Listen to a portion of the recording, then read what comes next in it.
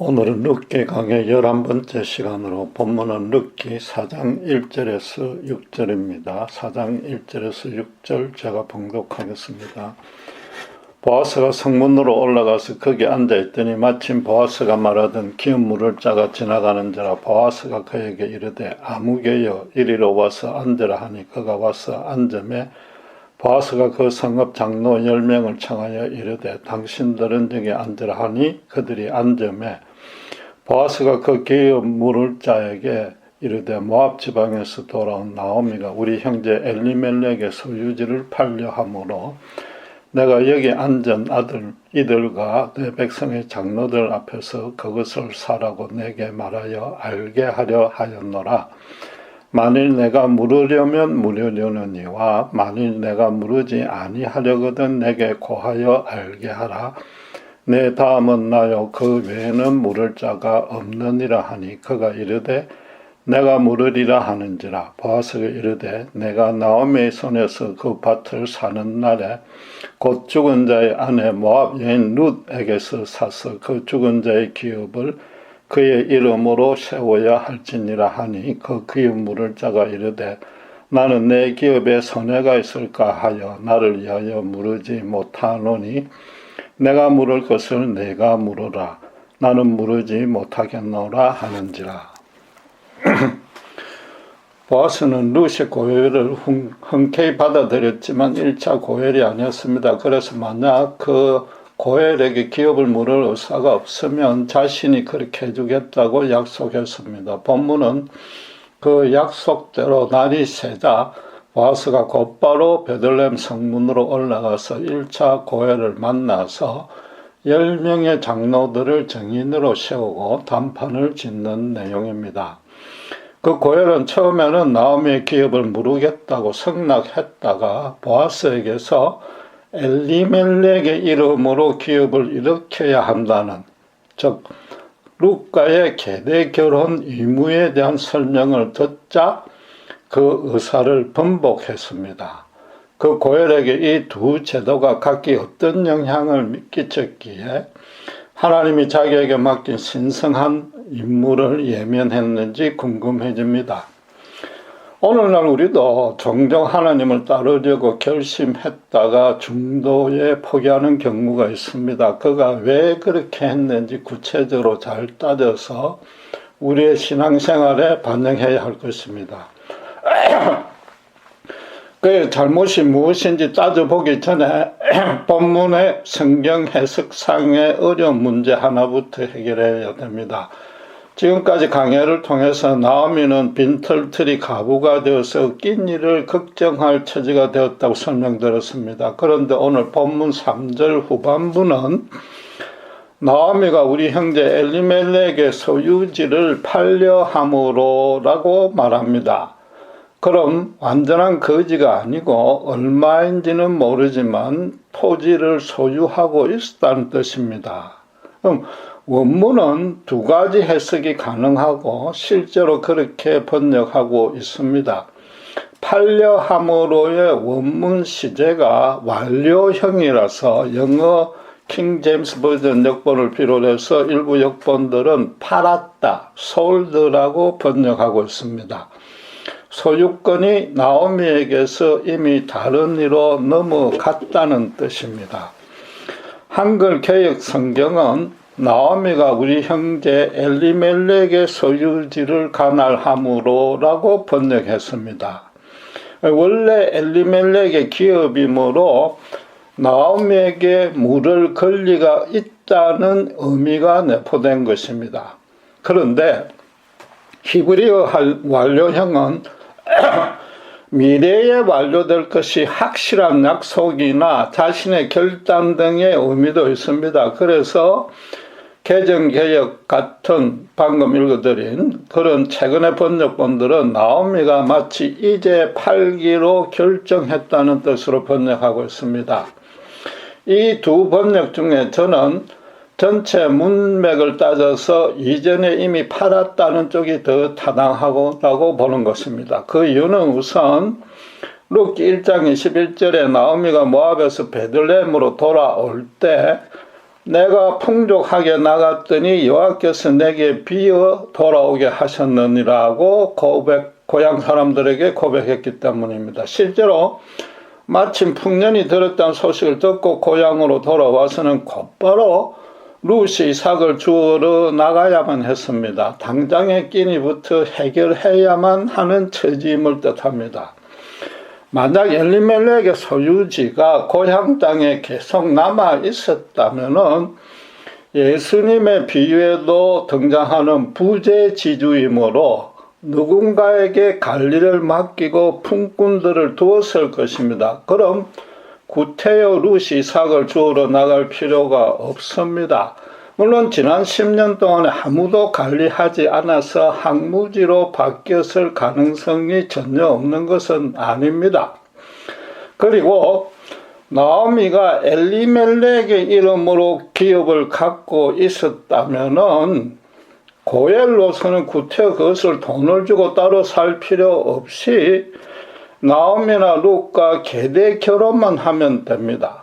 반면에 본문은 고엘이 돈을 주고 사야 한다고 설명하고 있습니다. 거기다 이미 다른 사람의 소유로 넘어간 것을 다시 산다는 의미로 우리말은 무르다로, 그 영어로 보면은 buy back 혹은 redeem으로 번역하고 있습니다.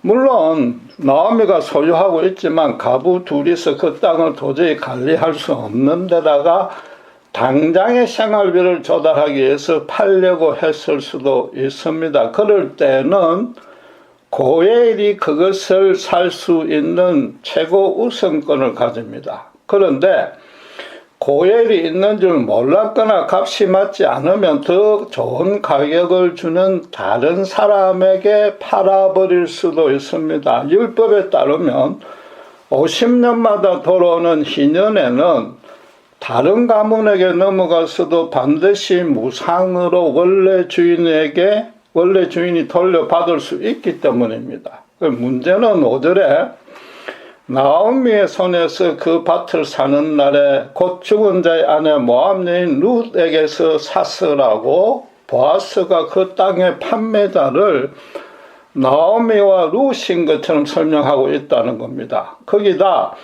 나오미의 손에서 사는 것은 이해가 되는데 모압 여인 룻에게서 사라고 말합니다.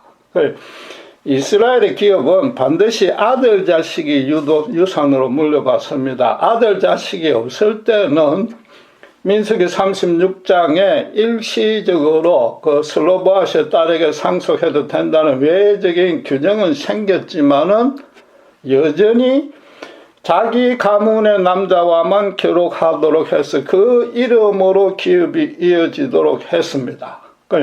법적으로 따지면 죽은 엘리멜렉의 기업은 두 아들 말론과 기온에게 상속되는데 두 아들마저 죽었기에 자연히 그들의 아내에게 넘어갑니다.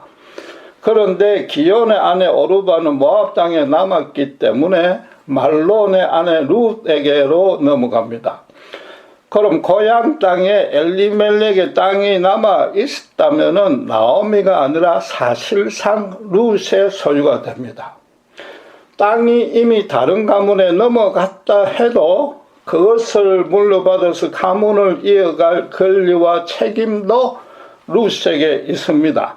그래서 룻에게서 사야 한다고 말한 겁니다. 그리고 희년이 되면 무상으로 기업을 돌려받게 되니까 누가 그 기업을 이을 권리를 가지고 있느냐가 아주 중요했습니다. 그래서 율법도 레위기 25장에 땅을 사고 팔 때는 반드시 희년까지 남은 횟수에 따라 시가를 정하라고 명령했습니다.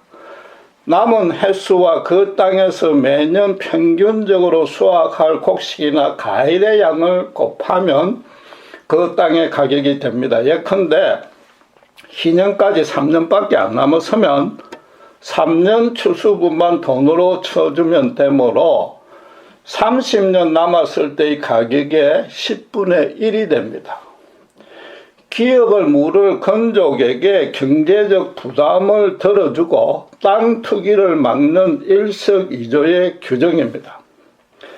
어쨌든 엘리멜렉이 이미 판 것을 물리는 것이든 당장 생활비를 감당하려고 지금 갖고 있는 것을 팔려고 했든지 간에 나오미와 룻이 매우 궁핍해진 것만은 분명한 사실입니다. 그럼에도 지금 설명드린 대로 전체 임의의 흐름상 이미 다른 가문의 소유가 되었다고 보는 것이 더 타당할 것입니다.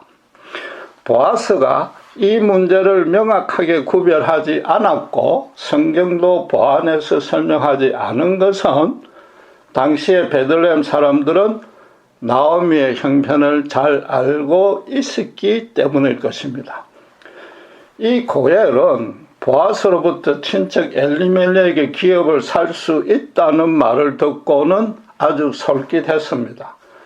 아마도 희년까지 남은 횟수로 계산해 보니 땅값이 얼마 되지 않으니까 잘 경작하면 투자한 액수보다 더 많은 이득을 보겠다고 여겼을 것입니다. 마침 크게 풍년이 들었던 차라 더 구미가 당겼을 겁니다. 나중에 희년에 돌려주어도 그동안에 충분히 남는 장사를 할 수 있다고 본 것입니다. 그러다가 보아스가 룻과 계대 결혼해야 한다니까 포기해버렸습니다. 단순히 모압의 이방 여자라서 싫은 것이 아니고 또는 자기에게 이미 아내가 있었기에 거절한 것은 아닙니다. 그가 돈을 주고 산 땅을 반드시 룻의 아들에게 물려주어야 하기 때문입니다. 말하자면 자기 재산을 남의 집을 세우는데 투자해야 되고 지금 원치 않는 결혼을 해서 그 자식들까지 책임져야만 합니다. 구태여 남을 위해서 자기 아까운 돈을 투자할 필요가 없으며 현재 가진 기업으로 만족하겠다는 뜻입니다. 지금 사사시대인지라 희년제도가 얼마나 온전하게 시행되었는지는 아무도 모릅니다. 만약 제대로 시행되고 있었다면 이 고엘은 희년까지라도 경제적 이득만 보겠다고 계산한 것입니다. 만약 유야무야 되었다면 희년에 돌려줄 필요가 없으니까 더더욱 자기 기업을 대대로 크게 늘리겠다는 욕심이었습니다. 처음에는 경제적 이득을 기대하고 기업을 물려주고 승낙했으나 곧바로 경제적 손해가 생길 것이 뻔함으로 번복한 겁니다.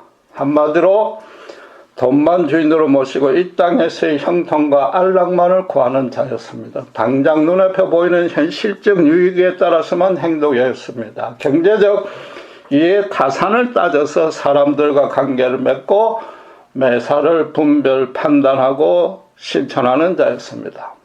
대신에 보아스는 율법의 희년과 고엘과 계대 결혼 제도를 정확히 알고 있고 엄격히 그대로 따라야 한다고 말한 겁니다. 반면에 그는 세 가지 제도를 다 위반했습니다. 하나님을 아는 백성임에도 하나님을 예면 부인하고 자기 소견에 좋을 대로 행했던 전형적인 사사시대의 사람입니다.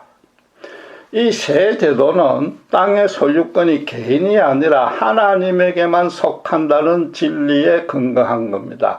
창조 당시에 인간에게 주신 첫째 소명대로 이스라엘은 청지기로서 하나님 대신에 땅을 아름답고도 풍성하게 가꿀 책임만 있습니다. 하나님이 그렇게 하도록 각 지파별로 인구 숫자에 따라서 공평하게 배분했던 것입니다. 희년제도는 그래서 어느 누구도 나면서부터 금수저를 물고 태어나지 않게 하고 또 당신의 백성들로 빈부격차가 크지 않고 평균적으로 다 잘 살게 하려는 목적입니다. 매 50년마다 원주인이 다시 차지할 수 있으니까 기업을 잘못 관리해서 가난해진 가문도 1, 2대 만에 다시 출발할 기회를 얻게 됩니다. 고엘은 형제끼리 가난한 친척을 외면하지 말고 반드시 돌봐주라는 뜻입니다.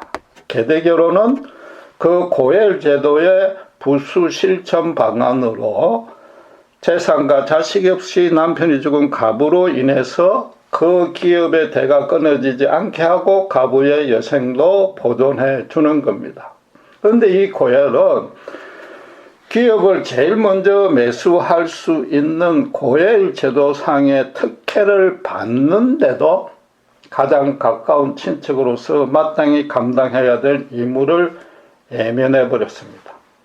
계대 결혼 때문에 희년 제도로 인해 상값에 인수할 수 있겠다는 계산이 다 어긋난 겁니다. 그래서 율법에 규정된 모든 권리와 의무를 포기했습니다. 정확히 말해서 권리는 차지하려 했으나 의무는 책임지지 않으려 한 겁니다. 반드시 주목해야 될 사항은 그 새 제도를 처음부터 몽땅 위반한 것이 아니란 겁니다. 그럼 율법을 완전히 모르는 이방 족속이 되어버리는 겁니다. 그는 하나님의 거룩한 제도들을 자기 편의에 따라서 지키기로 했다가 다시 지키지 않기로 한 겁니다. 바꿔 말해서 하나님을 자기 멋대로 갖고 논 셈인 겁니다. 그래서 성경은 그를 1절에 아무개라고만 칭하고 있습니다. 당시에 보아스가 그를 그렇게 불렀을 리는 없습니다. 유대인들에게 이름이 갖는 의미가 아주 중요하지 않습니까? 성경의 참 저자인 성령 하나님은 아예 그를 세상에 없는 자 취급했습니다. 마치 예수님이 마태복음 26장 24절에 가롯 유다들어 태어나지 않았으면 좋았을 뻔한 사람이라고 한탄한 것과 같은 것입니다.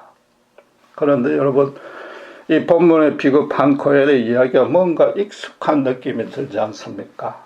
성경에 또 다른 비슷한 케이스가 나옵니다. 사무엘이 사울에게 이래 후에 길갈로 갈 테니까 자기가 도착하면 여호와께 함께 제사를 드리자고 명령했습니다. 그런데 사무엘상 13장 8절에서 10절을 보면은 마지막 7일째에 사무엘이 도착하지 않고 백성이 흩어지자 스스로 제물을 바치며 사울이 번제를 지내버렸습니다. 그런데 번제를 마치자마자 즉 약속한 길대로 사무엘이 도착했습니다. 사무엘이 사울에게 왜 멋대로 혼자서 지냈느냐고 문책하자 그는 사무엘상 13장 11절 12절로 이렇게 변명했습니다. 제가 봉독하겠습니다.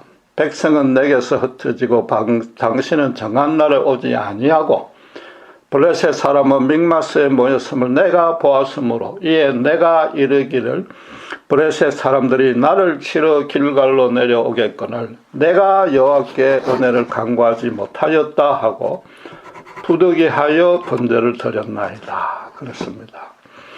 여호와 하나님의 선지자인 사무엘이 번제를 드리자고 했을 때는 반드시 하나님께 계시받은 이스라엘 백성을 향한 명령이나 권면이나 최소한 위로의 말씀은 있었을 겁니다. 지금 블레셋 사람들이 이스라엘을 치려고 준비하고 있던 사실을 사무엘도 익히 알고 있었습니다. 그러니까 7일을 기다리라고 한 것도 7이라는 완전한 숫자가 뜻하듯이 그 기간 동안 이스라엘들은 스스로 회개하며 하나님만 전적으로 믿고 의지하는 경건의 시간을 충분히 온전하게 가지라는 뜻이었습니다.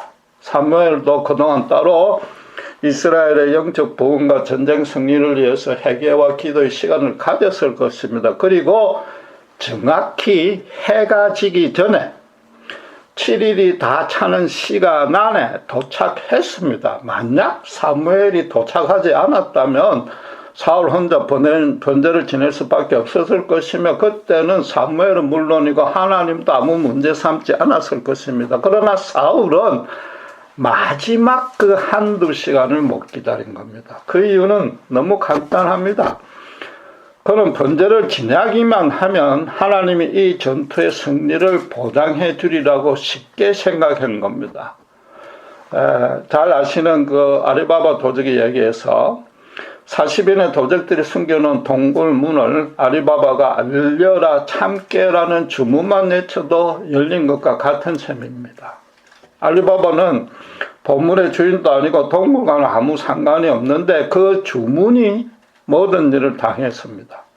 마찬가지로 사울의 생각대로 하자면 번제라는 형식이 전쟁을 이길 능력을 주며 그렇기 때문에 그렇게 생각했기 때문에 사실은 사울과 하나님 사이에는 아무런 관계가 없는 것입니다. 나아가서 사울은 전쟁에 참여할 이스라엘 백성들이 여호와께 받을 능력과 위로를 중간에서 차단해버린 겁니다.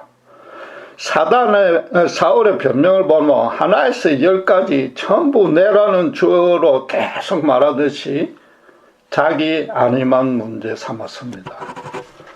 백성들이 지쳐서 슬슬 돌아가자 왕으로서 위신과 인기를 잃을까 걱정했습니다. 제사를 안 드렸다가는 전쟁에 패하고 자기 목숨도 잃는 것 아닌가 염려가 되었습니다. 그래 어서 빨리 제사를 드림으로써 자신의 그 불안만 잠재우려는 한 겁니다. 하나님의 거룩한 뜻에는 전혀 관심이 없으면서 그분의 신성한 제도를 자기 편리에 따라 이용만 했습니다. 하나님의 정한 제도가 그분의 뜻대로 지켜지지 않으면 그분의 능력은 전혀 발휘되지 않으며 오히려 처참한 실패만 기다립니다. 하나님은 이때도 이미 사울의 왕위를 다윗에게 바로 옮겨버렸습니다. 사울로서는 어떻게든 백성들에게 잘 보여서 자기 왕위를 지키려고 스스로 번제를 지냈으나 거꾸로 그 일로 인해서 왕위를 빼앗겼습니다.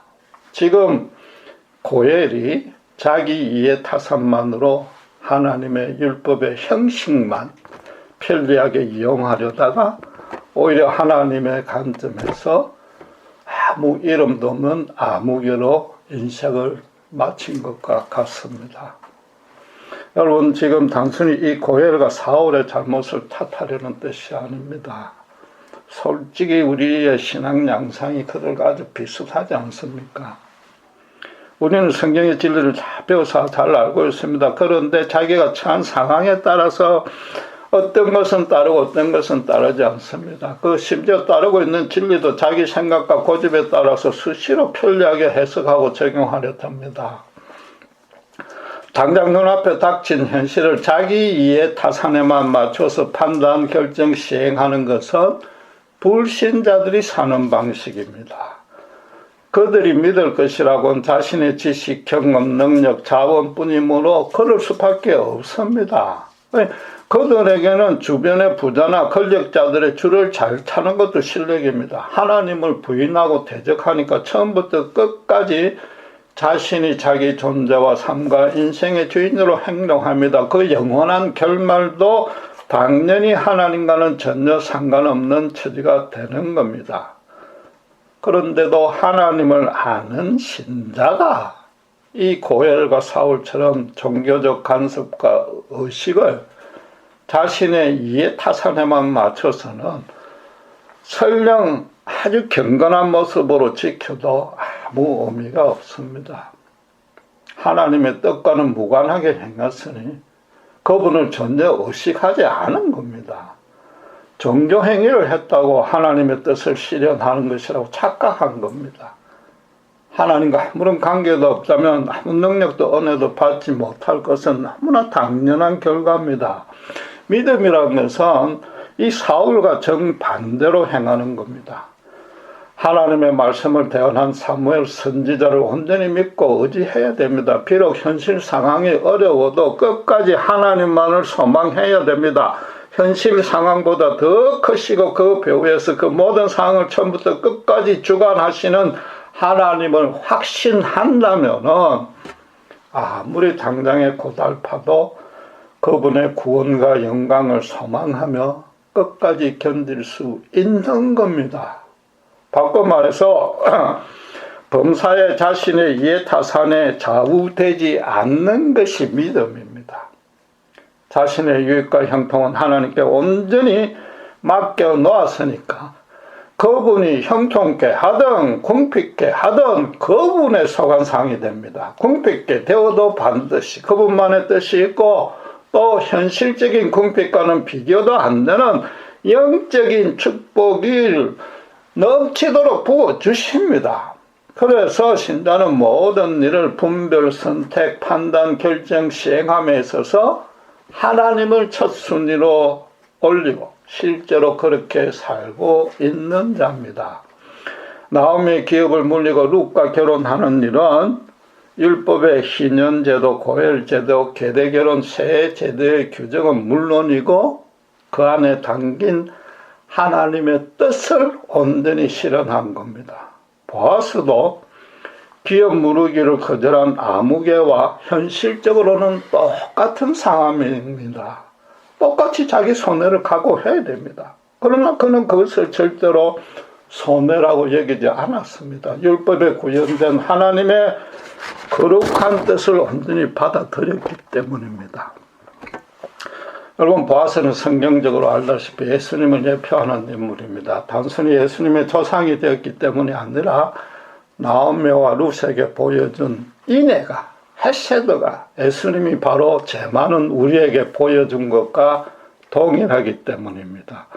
보아스로서는 룻에게 구태여 처음부터 건족이라고 밝히지 않아도 되었고 단순히 율법에 규정된 정도로만 도와줘도 의인입니다. 그리고 지금도 고엘의 권리를 포기한 사람처럼 자기도 포기하면 됩니다. 신년제도가 있기 때문에 다른 사람한테 팔든지 물리면 되는 겁니다. 그러나 그는 처음부터 나오미와 룻에 대한 소문을 들었고 실제로 자기 밭에 이삭을 주우러 올 정도로 어려운 것을 알고는 자기가 행할 수 있는 최선을 다해서 도와준 겁니다. 율법의 규정을 넘어서 도와주고 있습니다. 절대로 율법 규정을 자기 편리에 따라 이용해 먹지 않았습니다. 룻으로서는 굶어 죽지만 않으면 좋겠다고 여겼는데 보아스로부터 상상도 못했던 가분한 사랑을 자기 공로 하나 없이 받았습니다. 지금 전부 보아스가 행하고 있습니다. 바로 예수님이 우리를 죄에서 구원해주는 그런 모습입니다. 룻기의 새 주인공 나오미, 룻, 보아스 모두 상대의 입장에 서서 상대를 섬기는 이타적인 삶을 살고 있습니다. 단순히 도덕적 의무감이 아니라 하나님을 먼저 사랑하고 그분의 율법을 순종하니까 자연히 이웃사랑의 모습이 드러나는 겁니다. 모세의 율법 자체가 하나님과 맺은 언약에 기초한 하나님의 사랑을 이스라엘 공동체에 내에 실현하는 방안이기 때문입니다. 하나님을 범사의 첫 순위에 두는 자는 그 다음 차례는 당연히 이웃이 따라오게 마련인 겁니다. 예. 여러분, 본문 기사를 우리는 정말로 심각하게 받아들여야 됩니다. 흔히들 지금은 내 코가 석잔지라 현실 형편이 좋아지면 열심히 교회 봉사도 하고 어떤 방식으로든 선교에도 헌신하겠다고 합니다. 오늘날 이 각박한 현실을 보면 충분히 그럴 수 있고 하나님도 이해해 줄 겁니다. 실제로 자식들을 다 출가시킨 후에 선교사로 떠나거나 어려운 이들을 섬기는 신자들이 있는데 하나님이 아주 기뻐하십니다. 그럼에도 간과해서는 안 될 사항이 하나 있습니다. 그 기다리는 동안에도 주변에 자기보다 더 힘든 사람의 고통을 자칫 예면할 수 있습니다.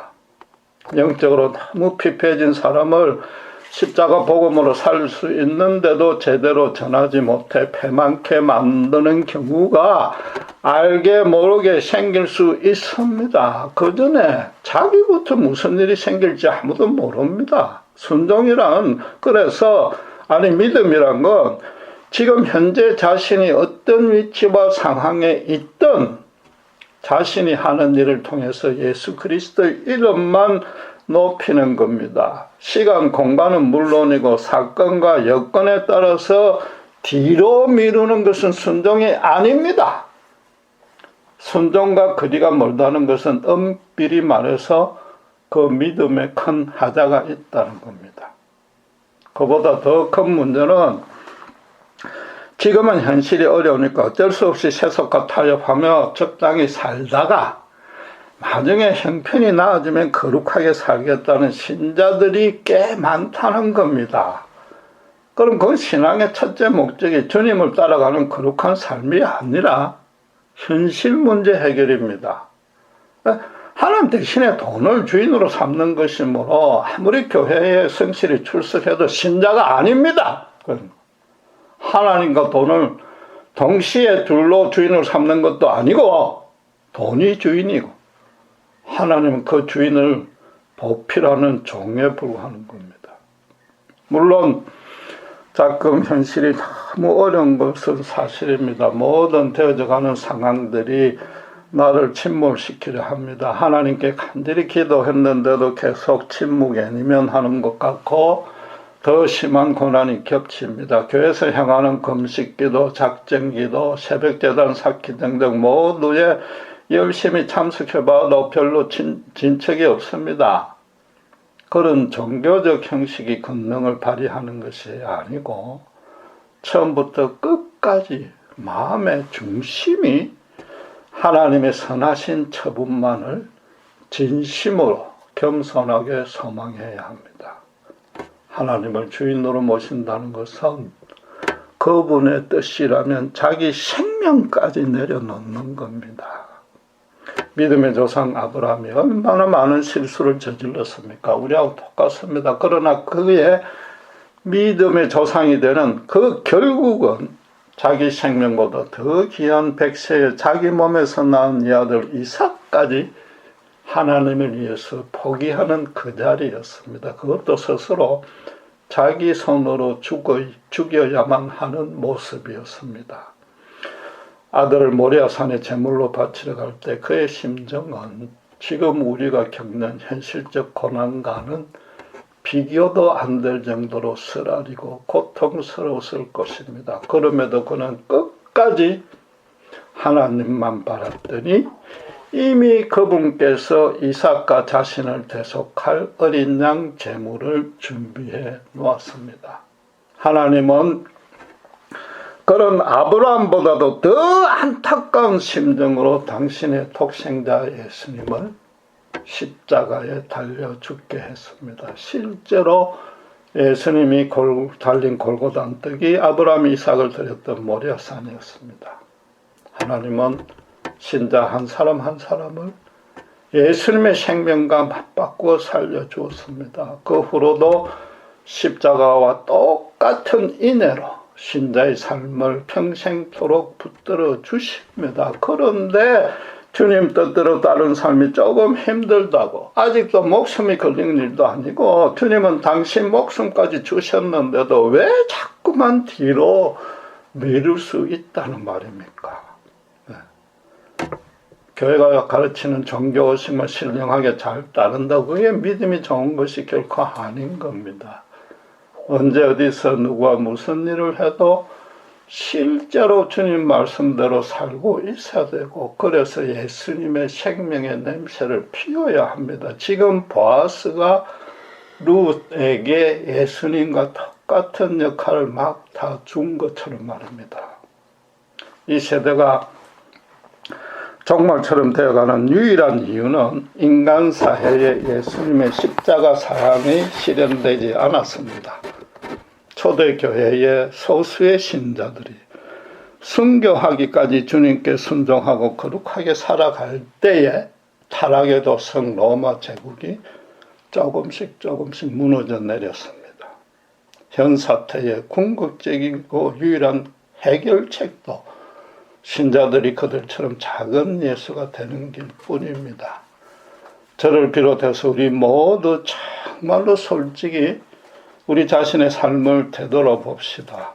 보아서와 같은 모습인지 아니면 지금 이름도 없는 아무개의 고엘 같은 모습인지 말입니다. 신자에게는 이 두 부류밖에 없습니다. 기도하겠습니다. 하나님 아버지, 정말 오직 자신의 경제적 유익만 따지며 아무개로만 남아버린 고엘과 같은 모습으로 또 번제를 오직 자신의 유익만을 위해서 드렸던 사울과 같은 모습으로 신앙생활을 하지 않는지 되돌아보기를 원합니다. 예수님께서는 보아스와 같은 인내를 베푸셨기에 우리 또한 보아스와 같은 인내를 주위에 베풀라는 뜻인 줄 믿습니다. 아브라함의 믿음의 결국은 자기 아들까지도 포기하며 주님만 바라보는 자리였습니다.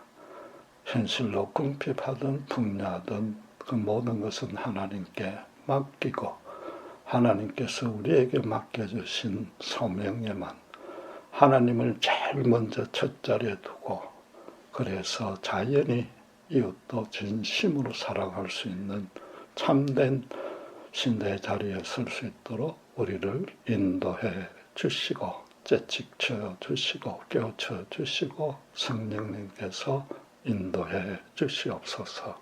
감사합니다. 우리 주 예수 그리스도 이름으로 기도드렸습니다.